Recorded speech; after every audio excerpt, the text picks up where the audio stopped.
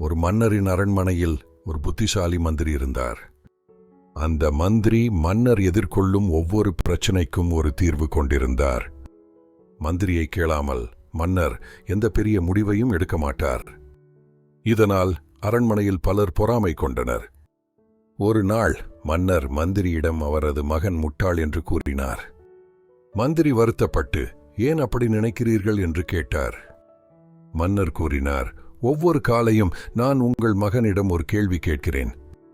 நான் அவனிடம் ஒவ்வொரு நாளும் கேட்கிறேன், தங்கம் மற்றும் வெள்ளி இவற்றில் எது மிக மதிப்புமிக்கது? ஒவ்வொரு முறையும் அவன் வெள்ளி தங்கத்தை விட மதிப்புமிக்கது என்கிறான். அரண்மனை முழுவதும் சிரித்தது. மந்திரி அவமானப்பட்டு வெளியேறினார். வீட்டிற்கு சென்ற மந்திரி தனது மகனை அழைத்து, எந்த உலோகம் அதிக மதிப்புமிக்கது என்று கேட்டார்.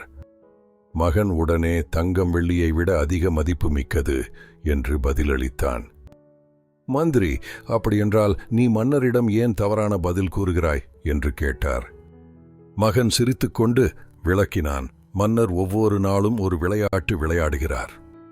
ஒவ்வொரு காலையும் மன்னர் ஒரு தங்க நாணயத்தையும் ஒரு வெள்ளி நாணயத்தையும் வைக்கிறார்.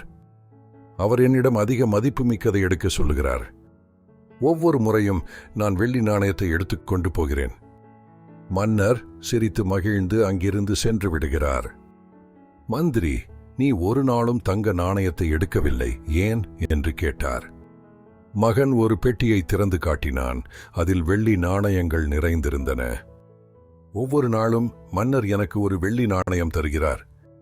ஒரு நாளாவது நான் தங்க நாணயத்தை எடுத்தால் மன்னர் கேள்வி கேட்பதை நிறுத்திவிடுவார். அப்போது நான் தினமும் வெள்ளி நாணயம் பெற முடியாது. மந்திரி மகிழ்ச்சியுடன் உணர்ந்தார், என் மகன் முட்டாள் இல்லை, புத்திசாலி. ஒருவர் முட்டாளாக தோன்றலாம், ஆனால் உண்மையான அறிவு ஆழமானது. சிலர் தங்களை காட்டிக்கொள்கிறார்கள், சிலர் அமைதியாக பெரிய சாதனைகளை செய்கிறார்கள். நீங்கள் சரியாக இருக்கிறீர்கள் என்று தெரிந்தால் பிறர் என்ன சொல்கிறார்கள் என்பதில் கவலைப்பட தேவையில்லை.